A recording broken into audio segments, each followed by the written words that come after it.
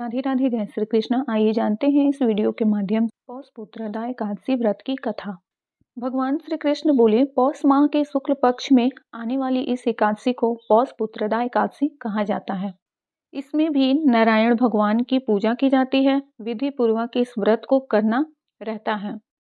इस चर और अचर संसार में पुत्रदा एकादशी के व्रत के सामने दूसरा कोई व्रत नहीं है।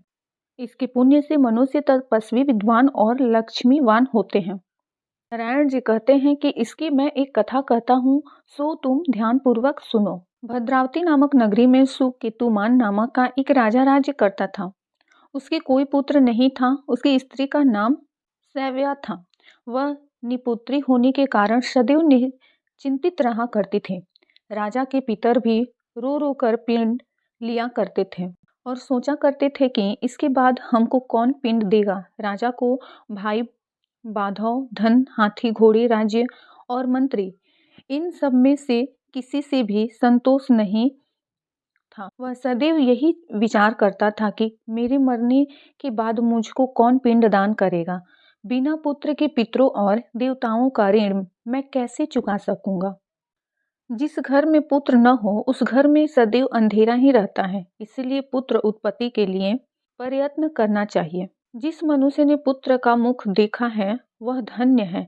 उसको इस लोक में यश और परलोक में शांति मिलती है, अर्थात उनके दोनों लोक सुधर जाते हैं। पूर्व जन्म के कर्म से ही इस जन्म में पुत्र, धन आदि प्राप्ति होते हैं। राजा इसी प्रकार रात दिन चिंता में लगा रहता था।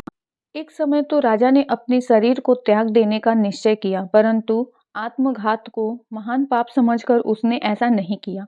एक दिन राजा ऐसे ही विचार करता हुआ अपने घोड़े पर चढ़कर वन को चल दिया तथा पक्षियों और वृक्षों को देखने लगा।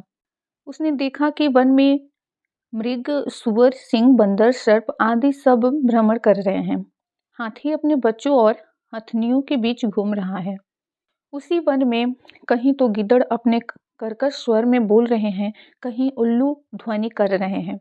वन के दृश्यों को देख करके राजा सोच विचार में लग गया। इसी प्रकार आधा दिन बीत गया। वह सोचने लगा कि मैंने कई यज्ञ किए, ब्राह्मणों को स्वादिष्ट भोजन से तृप्त किया, फिर भी मुझको दुख प्राप्त क्यों। राजा प्यास के मारे अत्यंत दुखी हो गया और पानी की तलाश में इधर उधर फिरने लगा। थोड़ी दूर पर राजा ने एक सरोवर देखा। उस सरोवर के में कमल खिले थे तथा सारस, हंस, मगरमच्छ आदि विहार कर रहे थे। उस सरोवर के चारों तरफ मुनियों के आश्रम बने हुए थे। उसी समय राजा के दाहिने अंग फड़कने लगे।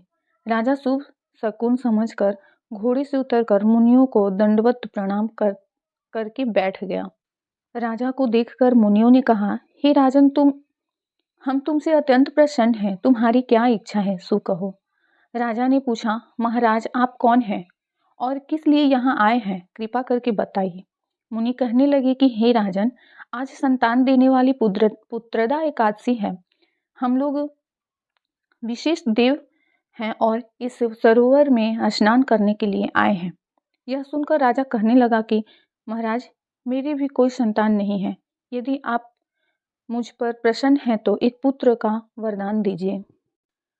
मुनि बोले, हे राजन, आज पुत्रदा एकादशी है। आप अवश्य ही इसका व्रत करें। भगवान की कृपा से अवश्य ही आपके घर में पुत्र की प्राप्ति होगी। मुनि के वचनों को सुनकर राजा ने उसी दिन एकादशी का व्रत किया और द्वादशी को उसका पारण किया। इसके पश्चात मुनियों को प्रणाम करके महल में वापस आ गया। कुछ समय बीतने के बाद रानी ने गर्भ धारण किया और 9 महीने के पश्चात उसने एक पुत्र का जन्म दिया। वह राजकुमार अत्यंत शूरवीर, यशस्वी और प्रजापालक हुआ। श्री कृष्ण बोले, हे राजन, पुत्र की प्राप्ति के लिए पुत्रदा एकादशी का व्रत करना चाहिए और मनुष्य इस महात्म को पढ़ता या सुनता है तो उसे अंत में स्वर्ग की प्राप्ति होती है। इसी के साथ पुत्रदा एकादशी व्रत की कथा समाप्त होती है। बोलिए